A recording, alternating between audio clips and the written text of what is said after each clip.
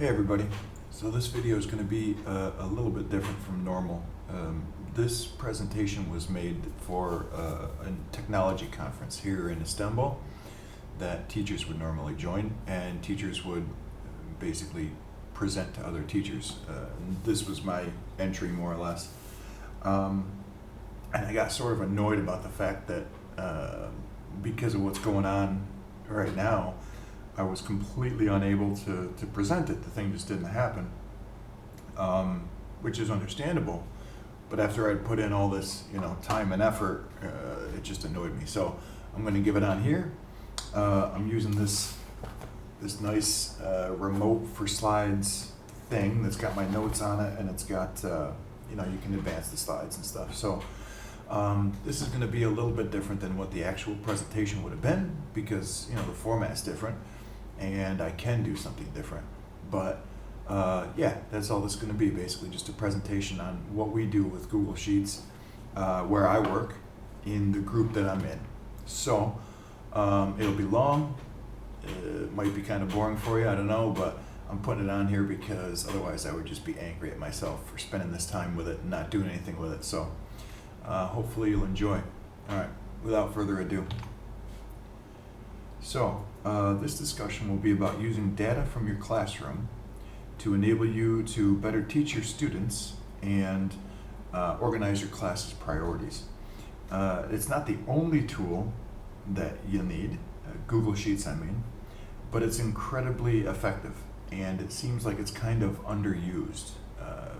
Lots of teachers will use Sheets in order to, or a spreadsheet program in general, in order to record grades, but it's often what we do after we record it that matters. That oftentimes just isn't done as well as it could be, I believe.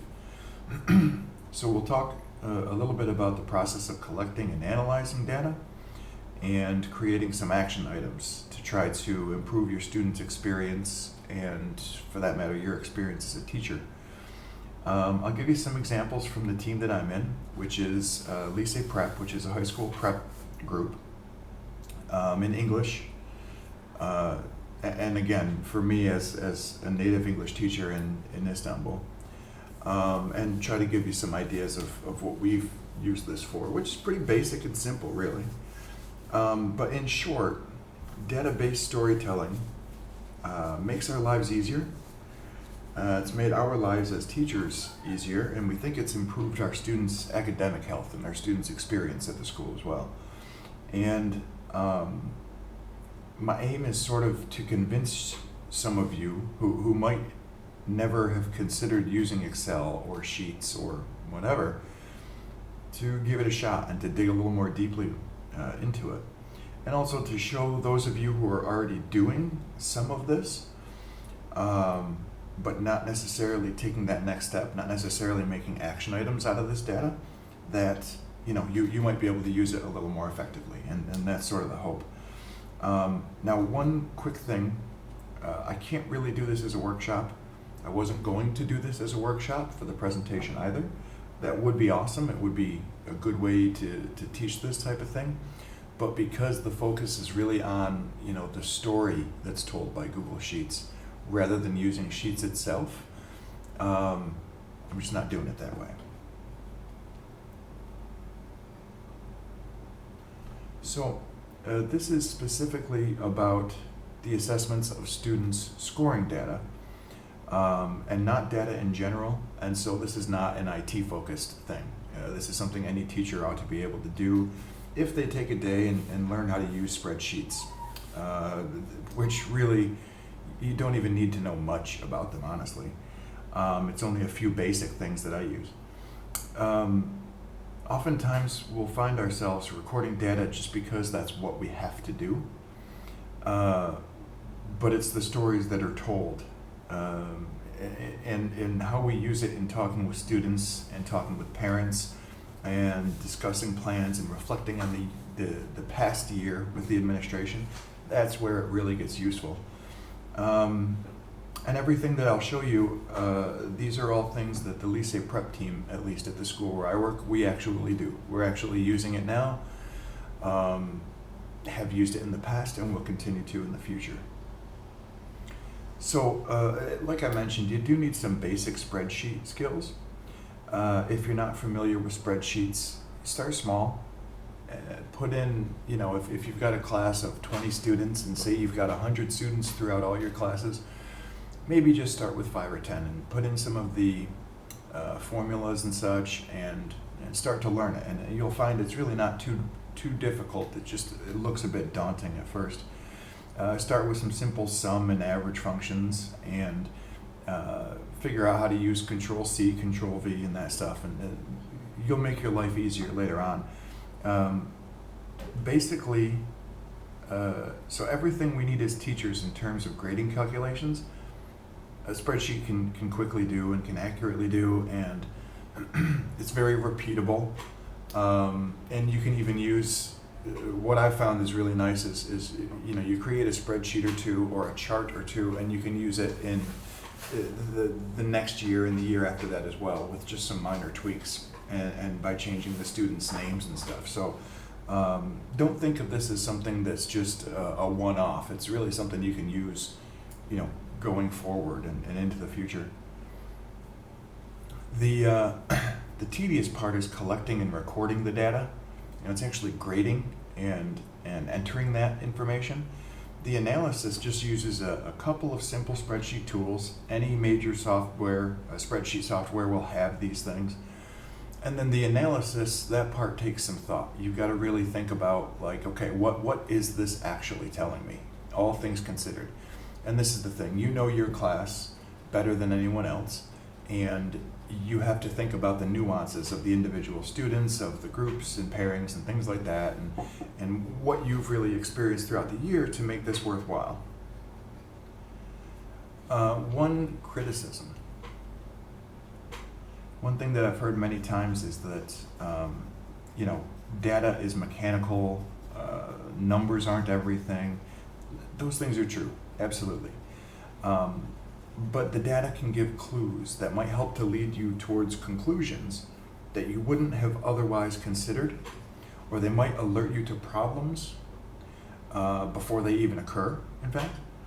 And then discussion after the analysis is required, but it ought to be easier and it ought to be more focused. So the communication that you use after the fact is really where the data is most effective. And using data and putting it into a spreadsheet and analyzing it, that's just a tool. What you do with it is really what we're trying to get at here.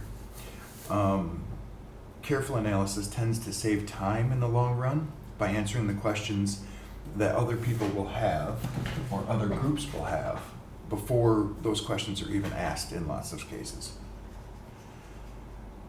So we sort of talked about some of the what about this presentation, and let's talk about the how, so that hopefully by the end of this presentation you'll understand why.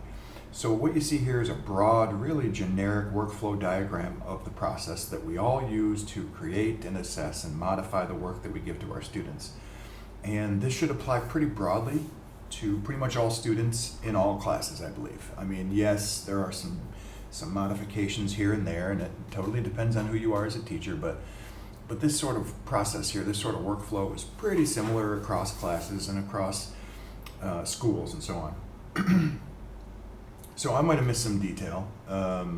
This is representative of the process, but it should be a fairly accurate representation of what we go through each day and week and year.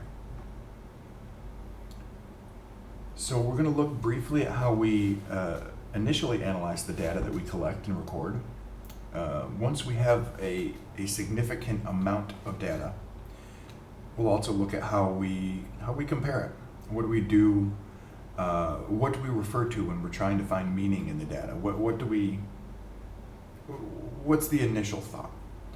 And we'll see a few examples of how we normally take data and how we choose to make those comparisons and such. We'll also talk about what occurs after that initial analysis. What are the discussions that we have amongst the team, between the team and the administration, with other teachers, so on. In other words, what is it that we care about when we look at these values? What's the main pain that we're trying to alleviate? Student participation is really one of the most critical parts, and how we share this information, how we share our results with the students is really critical. What we found, at least in the prep year, is that showing our students these charts and graphs and the tabular data that we've aggregated, it does several things. So, for one, students realize not only are we following their progress, but we're following it closely and carefully. We're looking at this data in very granular terms. We're looking at it regularly. We have an up-to-date record of their performance across several vectors. Students understand that they are seeing exactly what their parents will see. So they know what to expect, and that allows them to prepare their parents for the worst case scenario if that's necessary for an individual student. So we're not trying to surprise our students, we're not trying to surprise our parents. And this is one way to make sure that when we do end up meeting with the parents, there are no big surprises, no need for the students to worry before the parent-teacher meeting days. We give them a heads up. Students also feel included in this process, and that part's really critical. Sort of like, this is what you have earned because I'm not giving you anything, you're earning it, and this is it. This is where you are now, and this is where I need you to be. How do we as a team get you there? That's sort of what this student participation process kind of leads to. That's the conversation you're trying to have. And it's a pretty regular conversation that we have with our students, really. And then, just simply feeling included in the process, we think, makes the students feel that they're really responsible for themselves. It oftentimes turns into a competitive point in the class, and it can lead to some team building, for that matter, when students try to compete. In other words, a student may simply say or feel that, hey, I see that another student has scored higher. How can we help one another to bring the class up? How can I help bring myself up, for that matter?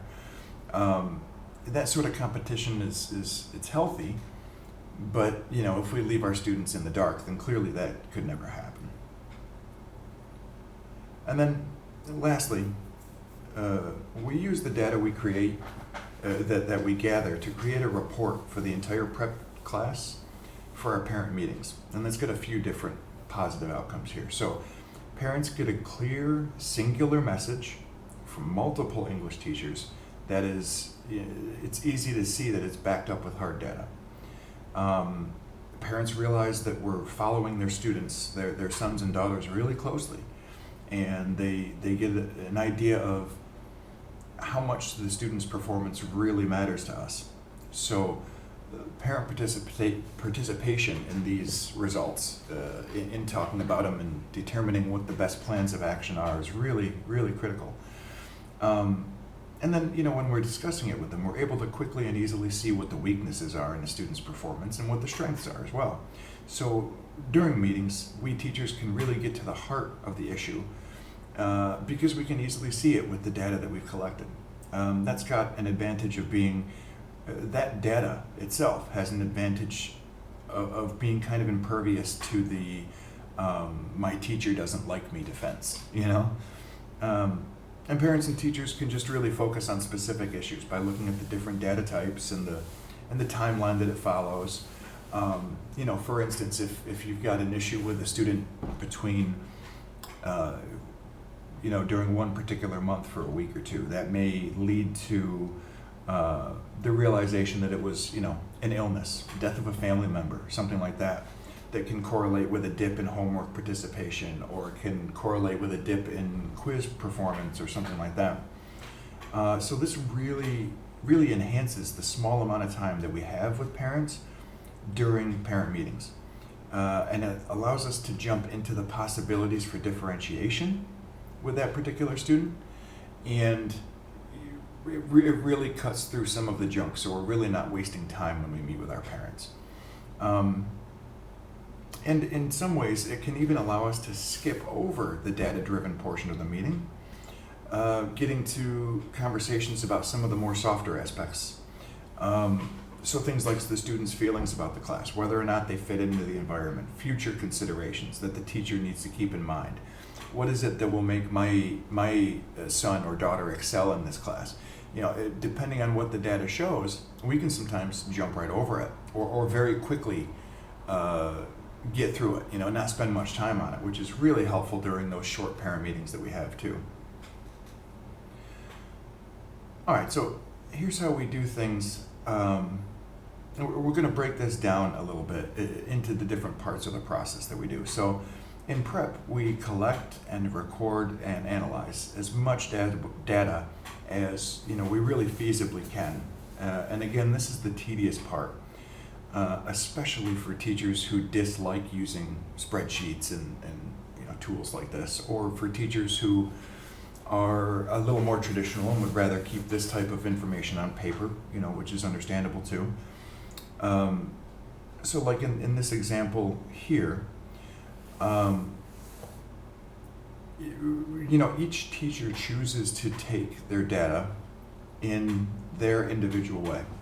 So really, like what you see here, this is what I've chosen to do: 1s, 0s, and 0.5s. And this allows me to still get an average, and it allows me to, I can show this to students and say, this student is doing really well, another student is not doing so well, and so on. And I can show it to an entire class and have a discussion, because this in particular is homework participation.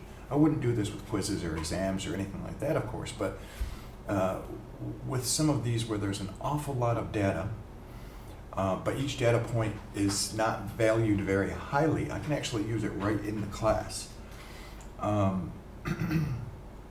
So basically, in short, we would put this data into a spreadsheet program, regardless of how we collect it, whether we use paper, whether we use Google Classroom or whatever. We get it into some sort of tabular form so that we can manipulate it first. And this is just part of any initial analysis, anything that uses data. Google Sheets in particular, which is what you're seeing here. Now you see this began as an XLSX document, as an Excel document, but using Google Sheets has some advantages. So it will show you revision history. It can be used with the Backup and Sync companion app so that this can be backed up locally to your computer without you needing to do anything, without any user intervention. And of course, it integrates well with the other Google Suite programs. So regardless of what you're using, I would strongly suggest you consider using the Google Office Suite. Microsoft 365 has some collaboration. What you don't see here is the share button. Office 365 has some of that. Google just seems to be a little bit less clunky and have fewer issues. And when they do, they can fix it fairly quickly. And of course, it's quote unquote free. I mean, we sort of sell Google our souls in order to get these quote unquote free services, but we're doing that when we use Google every day anyways. So yeah, I would definitely suggest using Google. And in fact, in case you didn't recognize, this is actually a Google Slides presentation as well. So, it's one of those things where I try to practice what I preach. All right, this is another example here. Now these are quiz grades, so progress test grades for a grammar book that we used to use. So these quizzes are for the grammar book that you saw in the previous slide. In that book, we would have Unit 1, 2, 3, and there would be sections A, B, C, D, and then a reading writing section. These are the quizzes that would go along with that. So after completing Unit A, B, C, D in reading and writing, then they would have this progress test to assess how well they understand each individual units. In this case, it was actually progress test for Units 1 and 2, and that's why this one's out of 100. Then we had 3, 4, 5, and so on individually. These were worth 50. And you can see that the weight of the quiz correlates directly with the maximum score. I mean, the math here is not difficult. Doing it this way with a weight allowed me to put in all of the values out of 100 and to come up with class averages out of 100. And what that does, it makes it a little bit easier when discussing these values with teachers and with students and such. This is real data. It comes from one of my previous years at the school that I'm at. This was a Cambridge book that we used. But the same thing would apply to material from any publisher. And it's not dependent on the course so much as it's dependent really on how the teacher would like to take the data and record it. But the other thing to bear in mind here, if we recorded data from just say 1 or 2 quizzes, that's really not enough for you to analyze. And honestly, we would record this, but not really look at it carefully until at least after the 6th or 7th quiz. You know, at this point, you're starting to get where you've had about a quarter of the year go by, and you can compare the data to behaviors of the student and so on. And so you have to have, and here's the real point, you have to have a significant number of data points. Now, you don't want to take a data point for every single question that you ask, don't get me wrong. It should be reasonable, because there is a point of diminishing return where if you get too granular, you're not going to get much extra out of it. But for assignments, and quizzes, and exams, and things like that, just make sure that you've got enough data, a significant amount of data, so that you can really start to see the patterns emerging in these individual students. And this is the output from the previous 2 slides in a way that's kind of simple to analyze and understand. And this is part of the initial analysis that we would do as the prep team. So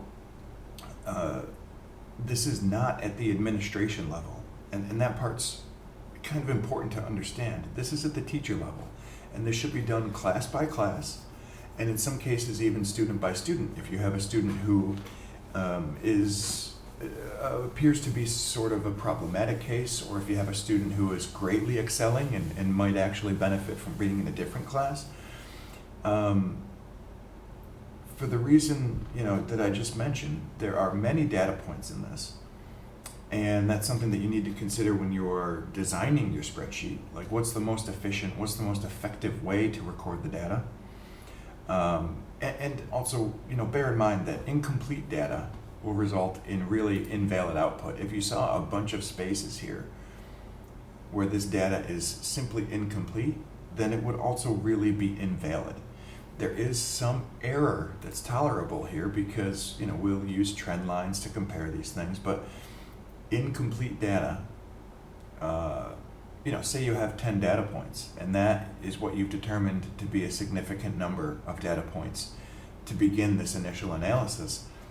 If 3 of those are blank because you never recorded them, or the student didn't take them, or didn't make them up, or whatever, that's going to change the story that's being told, and you can't ignore that. The output here can be worth far more to the student and teacher than just the sum of its parts. In other words, depending on where you take this information, there's a lot which can be gleaned from this type of analysis. And if we look right here in this very simple example, what this is your homework participation, and this is the quiz scores. So if we go back, homework participation rates, quiz scores, right?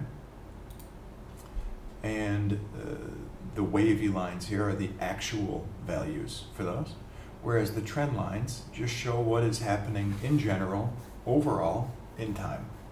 And so what you can see is a general trend downwards, meaning that these students who were at the beginning of the year making sure to hand in everything and do every single thing, and we're doing fairly well in quizzes, around a 93, 94 average. These are averages, by the way, so it's in fact these values down here being plotted, and these values being plotted. And then again, of course, a trend line being made of those. As homework participation drops, quiz scores drop, which is really basic and simple. I've had other students who you saw come from down here, individual students, where their homework participation would go up, and then you would see their quiz scores also going up and tracking in the same way, which is really encouraging for students and great to show parents. So it works in a positive and a negative sense, for that matter. All right, so in terms of the internal discussion, you and your group really need to consider what's important prior to taking any data, just to save your time and your own energy. So is this adequate? Is it significant for analysis? Not all data is created equally. Some data is very binary, either right or wrong. Some is more qualitative, some is more quantitative, and these things need to be treated differently, and you need to have a strong rubric and a strong set of criteria for determining if the data is going to be useful and adequate and significant, or if it's not. An insignificant amount of data, of course, as I already mentioned, won't give you a usable, actionable result. But in time, typically, if you continue collecting data, you will end up with a usable, actionable amount. So again, as long as you're choosing the appropriate data points. So then you've also got to look at, okay, what is the data actually showing you? What outliers are there? You've got to look at the highs and the lows. You've got to look at the underachievers and the overachievers. You should consider, was the assignment itself appropriate for the students? Was the level appropriate, the topic, the material? This is where that can be assessed, and if not, then the data might not be usable in its current sense. It might be something that could even be ignored, but it's usable in a future sense. It's usable in terms of reflection. When you look at the student level, how is the student performing? How is the class performing? The grade overall? How does this compare to previous year's data? How does this compare to previous units? How do the results compare to your expectations? So you should look at all of the preceding data points for this individual, or the class, or the grade, or the group, or whatever unit you're looking at, and compare it from multiple angles. Look at all the possible vectors. And then also, what anomalies exist that are not just simple outliers? Is there some very obvious particular problem that's easily identifiable? These are all the things that you need to be thinking about here, and what is the data really showing you? Continuing from that last slide, what is the trend? What's the general trend over time with regards to the student, the class, the group, the grade, so on? Does this part of the trend appear to be in the short term only, or is it identifiably long term for that matter? How does this compare with your expectation? You can sort of look at outliers to the general trend here as well. In other words, are you, for instance, seeing 95% of the students trending downwards slowly while 5% are sharply trending upwards? And if so, why? What's different about that 5%? You have to ask yourself, what data conforms to the norm and what data does not? And this is something that you need to think about throughout the entire process of analysis. What do you think to be the leading cause of the trends that you see? In other words, why is this trend even a trend? Is there anything that's easily identifiable as a positive or a negative factor which is contributing to the trend? Consider, what is the low-hanging fruit? In other words, what are the easy things for you to correct? What are the obvious things? What is obviously actionable? And then, if you've got solid data and it meets the criteria and you've got a significant amount, taking action will start to be self-explanatory, in fact. But that's where this brainstorming comes in. How do we use this trend? And furthermore, how do we change it? Don't lose sight of individual students while looking at the group performance, but also don't lose sight of the group when looking at individual student performance. You should consider too, have you done something to change previous trends which has negatively affected the data that you're seeing, or have you done anything that's positively affecting it?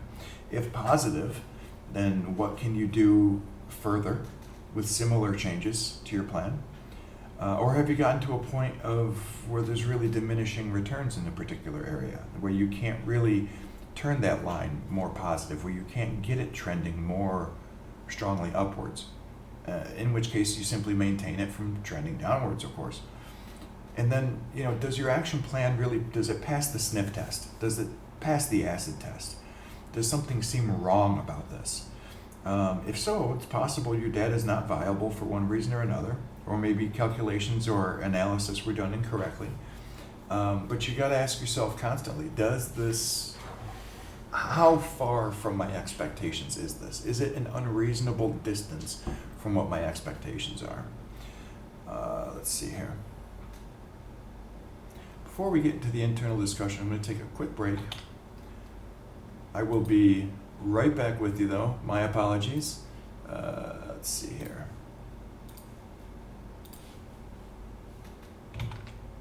All right, sorry about that. All right, so going back to this, what trends do you see? What's obvious here? Do you think that the students have become lazier about their work, seeing that their quiz scores have begun to drop, seeing that their homework scores have begun to drop? Sorry. Are these trends really indicative of actual data, or is this data, or of actual reality, or is this data somehow unreliable? Also, there's an R2 value, which I haven't placed on here, but there's an R2 value for trend lines, which is will tell you the reliability of the data, more or less. I forget what the term is, but it gives you an idea for how consistent your data is. And sometimes your data does not result in a linear trend line that fits very well. Sometimes it's exponential in one way or another, and you've got to look at that as well. Again, this data here is not one particular student, but this is an average of the students of one particular class. So does that change it? Let's see here. Oh, sorry. I was going to try to go back to the table, but again, remember it's the averages down at the bottom of that table. This is not one student's performance, though you can make a similar chart for one particular student, and you can show your parents, the student's parents, that pretty easily as well. So if this had been one particular student, then the action plan might include some differentiation, having a one-on-one talk with the student about their future, about what their intentions are, having that student talk with the counselor or the vice principal, discussing these points with parents, seeing if there is something that's happened with them that's caused them to be less enthusiastic, let's say, about doing their homework and about their quizzes. This is the entire class, however, and so the action plan needs to address the entire class. Maybe as a teacher, this person should change their teaching methods. Maybe consider changing the media type being used. Maybe something which can be done without changing the curriculum, or even necessarily making large changes to the lesson plans, but which can still change the outcome of this trend. Is there something missing from the curriculum that may be causing this? And then the other thing to look at is, what does the historical data show? Is this a trend which occurs year over year? And if so, is it an acceptable trend, or is it not an acceptable trend? Is it typical and normal? That's something to look at very closely. If one trend line is homework and one is quizzes, so we've got homework here, homework participation, and we've got quizzes here, shouldn't they have the same slope? You might think that they would. In other words, if students have stopped doing homework as diligently, why isn't it directly reflected in their quiz scores? Why isn't the quiz grade going down at the same rate as the homework grade? Well, it is shown there. There is correlation, at least between these two. Both slope downwards, but not all of the information is really here either. So what I mean by that is, you may have some students who came in with a very high level of whatever subject it is, in this case English, already, in which case this laziness does not necessarily cause a corresponding drop in quiz scores. So there are some lots of facets to consider that the data simply won't show you, and that's where it comes down to you simply needing to know your class to some extent to make the context fit the data, and make the data fit the context, and make it all one giant understandable story. So now when we consider the part of student participation, so this is really arguably the most important part of the process. This forces the students to reflect on their performance and to look at it in a fair, unbiased way. Without this part of the process, your data loses all value. If your students are unaware, how can they fix a problem if they're unaware that it exists? For that matter, how are they going to know to continue doing things the way that they are if it's the correct thing, if they don't know it? So, super important part. Showing students how carefully that you record and analyze their data shows them you really care about how well they're doing, about how important their assignments are, more than just checking a box to say, okay, we did this thing. It's much more than that. And eventually, students will get to a point where they expect you as a teacher to report your findings and to report your action plans, and that's really what you want. The more they buy into the process, the more completely you'll find them taking their responsibility, and the more seriously they'll be taking the class. And as a result, the more they will be simply educated, the more that they will be learning from what you're doing in your class. So this student buy-in, this is a wonderful, wonderful thing when it happens. And it happens often when you're using data this way, when you're showing the students that you're paying attention, that you're not going to let them fail, that you're going to do all you can to help prop them up. That's when students start to take notice. And of course, this brings accountability to the students, and it gets rid of those excuses and surprises. Students can let their parents know before meetings what's going to happen, why those things are going to happen. There'll be no surprises for parents. All of this really is accountability and them taking the responsibility for their work seriously. They'll occasionally, of course, still give you excuses, but when you show the students their data week after week after week, they run out of those excuses pretty quickly. And we'll get into some examples shortly here, but what originally, what starts out at the beginning of the year is, Hojam, my internet didn't work. I was on vacation. I went to the beach with my family. I didn't have time. Those excuses dry up pretty quickly.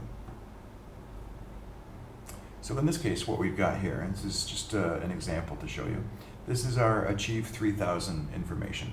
And Achieve 3000, if you're not familiar, is an online reading tool that we use, where students will go on, they'll do these 5-step activities, and luckily for us teachers, Achieve and the company that makes it records all of this for us. And what they'll give you is a CSV file, which is a bunch of data that's really not in the best format. So you can import that into Excel or into Google Sheets, and then you can start to pick it apart. So what you see here is the individual student's actual data, and we've got averages, and then we've got the way that I like to display it to my students, where you're showing each student, and you're showing what the average is, and you're showing what's required. And I like to treat it as a team and say, hey, look, at least your average is above the required part. That's wonderful, but what about those students who are below average? Hey, what's happening with you guys? Personally, for me in the classes that I follow, and the entire prep team this year actually, we've gone from an overall annual Lexile level increase. The Lexile level is not shown here. It's not shown here because I don't show that to my students. That I consider that to be personal, but I do show them their participation, the number of activities that they've completed. Lexile level is the way that this program judges the student's reading level. And about 2 years ago, we had an overall annual Lexile level jump of about 60 points. This is on a scale out of 1,600, I believe, is the max. And we had students who started out below 200 and students who started out above 1,000. But what I would look at is the number of activities, are they participating? And then also the Lexile level increase. So about 2 years ago, when we started looking at it this way, we saw an annual increase of about 60 points. This year we are on track to break 100. Now, the current health issue going on right now might change that, but we saw 62 years ago. We saw about a jump in Lexile level of 80 points last year, and we're on track to increase that even more. And Had we not had that historical background, it would have made this all much more difficult and much more timely, because that's how it was the first year. The first year we were sort of guessing at what was good. But now, since we can refer back to previous teams, to previous groups, previous prep years, we can say, hey, you guys are doing wonderfully, keep it going, or you guys aren't doing so hot, what can we do to improve it for you? So this is one example of how we get the students to buy in. They look at this competitively as well. I've got a bunch of Aarons here. We may have Aaron 6 and Aaron 8 competing with one another, saying, oh, I've got more than you, I did a ton extra this week, or I've got more bonus points, or they'll compete separately on Lexile level as well, but that's something I keep out of the class discussion because, again, that's something that's personal, their actual reading level. But when participation increases, reading level increases as well. And so if you can make it competitive and show them that you're watching and caring, it can really help to improve things. And that's what we've seen over the course of the last 3 years. That's what we've seen in that bump in Lexile level from an average increase of 60 points up to 80, up to now nearly 100 already in the years not even over. We're in the beginning of April right now and nearing a bump, overall average bump of 100 points already. Using data this way makes for simple meetings and it makes for quick meetings with parents. And that's because all of your communication is really meaningful. It's really to the point. Not to say that other additional information that's not data driven is less meaningful. I'm just saying that we can get through this data part quickly and relatively painlessly. Parents and teachers can work together, work collaboratively to develop ways to differentiate work that's specific to that student by knowing sort of what their strength-weakness profile looks like. Some students may be not doing all that they can do in that Achieve 3000 program, and perhaps they're not doing their homework as well as they could, and we can see that clearly and quickly. And we can talk to parents about what they might expect in terms of quiz score improvements and exam score improvements if we get them on track, if we get them caught up with the rest of the class, and so on. Coming to the parent meetings as a teacher, coming with data showing that student's profile, that does a couple of things itself. So it shows the parents that you care and that you're looking specifically at their son or their daughter. It shows them that you're serious about your work, shows them that you're prepared, regardless of whether or not you're a new teacher or whether or not you've been around for 20 or 30 years. And it can be, and really it's especially helpful for new teachers who may themselves be less confident in their work. It helps to steer the conversation towards the important aspects of the student's school career, and it steers the conversation away from things like blaming new teachers, questioning a teacher's ability, questioning the teacher's skill level, or a perceived lack of experience. It pulls it away from, again, this all goes back to student accountability. It pulls the conversation away from this school, this teacher, this class, and puts it more into sort of the context of how do we improve as a class, how do we improve this individual student, what can I do for you and what can you do for me? So as we all know as teachers, sometimes parents come in, guns blazing, ready to go for your throat. They think that for one reason or another you've done their student wrong, their son or daughter wrong. And this can help to alleviate that when you come prepared with this level of data and this granularity of data. And so it gives an objective look at the student's performance, and that can help to relieve some doubts. So in particular, I'm just going to share a quick story. I had a teacher a student 2 years ago who, there were two teachers there, and we were having a discussion with this gentleman, and you could see that he didn't look incredibly satisfied with what we were saying. And he just stopped us at some point. He said, okay, all of this looks fine, but is my daughter actually learning? That's it. That's all I want to know. And so I was able to basically take one of those charts where it showed the curve of the trend line for his student. And more or less, I said, okay, you see how this is trending upwards. If she were at least staying on track with the class, that line would simply be straight across, and she'd still be learning. If she were going down, if that trend line were going down, then you'd have some complaints, understandably. But for this particular student, her trend line was trending upwards in terms of exam scores and quiz scores. And basically what I could say to him is, everything beneath that line, that's what she's learning. And that right there stopped this man in his tracks, and he just said, okay, that's all I needed to know. Now, that's not a normal case, but occasionally you'll get folks like that. And being able to show a parent, excuse me, the tabular data, the graphical data, being able to still, of course, have those discussions as well about the student's attitude and affect and how they participate in class or the lack thereof and so on, how it seems to be, how they are working with other people, how they are in terms of their social life and so on. All of these things, they relieve the doubts that a parent may have, especially if the student is new to that school, or if the teacher, for that matter, is new to that school and the parent happens to know it. So in terms of parent participation, that's kind of what I look to the data to do. How can it relieve doubts? And if a parent walks away dissatisfied, chances are, if you've come with this level of preparation, they're dissatisfied because of their son or daughter's performance, not because of yours as a teacher. Now, that's not always going to be the case, but that's generally the rule. That's the trend, basically. All right, so continuing on with this parent participation part. So real quick, I want to say we don't compare students to one another. So this is going to show you a couple of different examples, and I don't want you to think that we're comparing these three students. We are looking at, we will oftentimes, if it's appropriate, compare a student's performance to what the average performance is, if that helps to put it in perspective for a particular parent. But we're not comparing students to other students because it is simply wrong. It's simply incorrect. We know that students may be good in one thing and bad in another thing, and that you can't compare students to students. It doesn't make sense.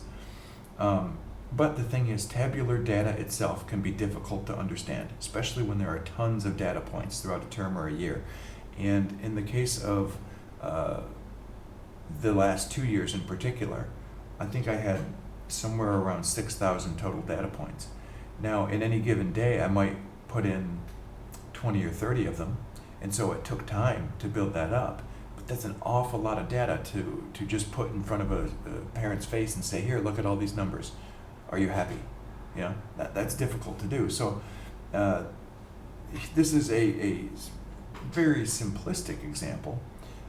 These are not real students in this case, and these are not real scores. But the idea here is to show you what we would do in those meetings. So if we were to plot these three students, these are their exam score trend lines anyways. And again, we're not doing this to compare individual students to one another, just to, I'm trying to show you that if you illustrate the data, oftentimes that's super helpful in these meetings. So we've got student one who's trending upwards, and that is a really simple conversation to have. Hey, your student came in and was a 75 student and is now a 98 student. He or she is doing wonderfully. Tell him or tell her to continue doing exactly what they're doing. I have no issues with that. Then we've got student two who's got a relatively flat line there for exam scores. And what that would tell me is the student is still learning.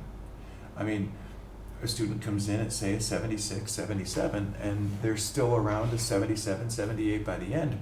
But all of this material is material that they have gained knowledge of.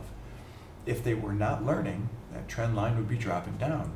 And as a matter of fact, this next one, here we've got a case where a student may have come in with a decent command of English, or what would be a decent command for the beginning of the year in terms of English. But if they're not doing their homework, they're not participating, they're not joining class, they're not doing the things required of them, you're going to see this exam score drop. And so where they came in advantaged in a way because of their background, they're not getting as much out of the class as what this student or this student is getting.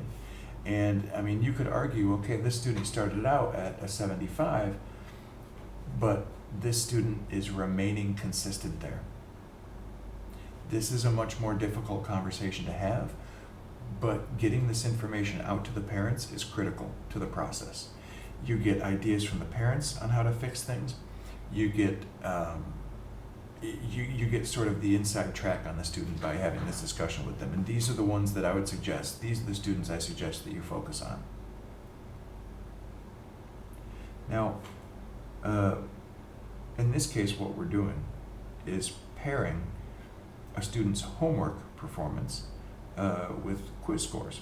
So we oftentimes, of course, as you know, are going to see similar trends between homework and classwork over time and quizzes or exams over time. In this particular case, now you'll see this looks very almost like a heartbeat chart or something. And the reason for that is, again, because of the way that I was taking homework grades, I would give the students either a 0, a 50, or a 100. So all of these actual data points are 0, a 0.5, or a 1. When you look at that trend line, you can see at the beginning of the year the student was doing their homework regularly. This is a nonlinear trend line, which is in some ways, in this case anyways, even more concerning. But you can see that their participation dropped off pretty quickly as the year went on. And again, comparing this to quiz scores tells a story to the parents. And this is how you get parent participation, by showing them the successes and the failures.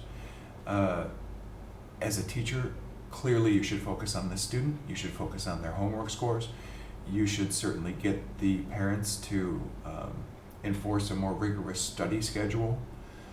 Make sure that they, on days before they have exams and quizzes and stuff, make sure that they're sleeping well, that they're eating well, and so on. Usually, parents are really appreciative when you show them this level of detail and this level of care into their son or daughter's educational health.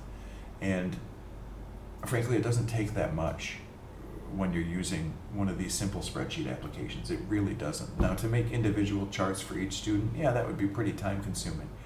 To do it for a class and for, say, 3 or 4 of the highest students and 3 or 4 of the lowest students might be advisable. But when they start to see this, they start to really appreciate what it is that you're doing for their son or daughter. So, my recommendation to you is, in the future, ask yourselves, are we listening to the story that the data that we have is telling us? All too often, what we'll find is the data is there, the story is being told, but we are just deaf to it because we're not looking at things with this granularity, or oftentimes we're looking at things and we are simply looking at them and then writing them down and then closing our grade book and saying, okay, I'm all done for the day. I don't need to look at that ever again. By the way, I took out this lower section and I took out some of my contact info because this is going onto YouTube. And this was made originally with a template from my school. But because it's going onto my personal YouTube account, because it's for a conference that I was intending to attend for my school, I've simply removed those things. So I apologize that this is not the best looking template there out there. I assure you it was better before. Just some of the resources that I used here. So anyways, to sort of sum this up, so as teachers, we're all collecting data all the time. The question is, how do you use it? What level of analysis do you do? First off, are you collecting the right data, and to what extent? Secondly, how are you analyzing it within your group? Are you using it reflectively to correct mistakes, errors that your group or your team of teachers may be making? In other words, we have looked at this data in the past and said, boy, that test is really difficult for them. There's something that we're missing. And been able to look at the individual parts and say, okay, we see what we're lacking. Or we may look at an exam and say, wow, that looks like it's way too easy for the students. This is really not a fair assessment. And the same goes for quizzes and exams. You could use it even for simple attendance. And then if you compare attendance to quiz score to homework participation, you may see some trends there that, of course, if a student's not there and not learning, presumably their quiz and exam scores are going to suffer. You may see those things.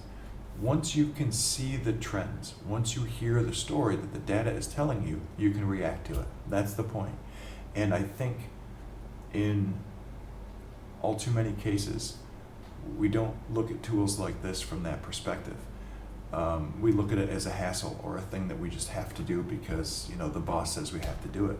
If we look at it as a way to improve ourselves as teachers, and of course to improve our students in terms of their education, then it makes a heck of a lot more sense to start doing these things diligently and considering, what does this analysis lead to?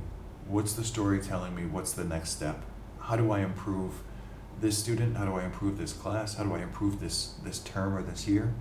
For that matter, how do I improve the next 5 years in terms of curriculum modification, in terms of your communication with parents, things like that. So there's an awful lot that this says, and these were just some very high-level examples. But hopefully it's given you some ideas of things that you may use in your own class.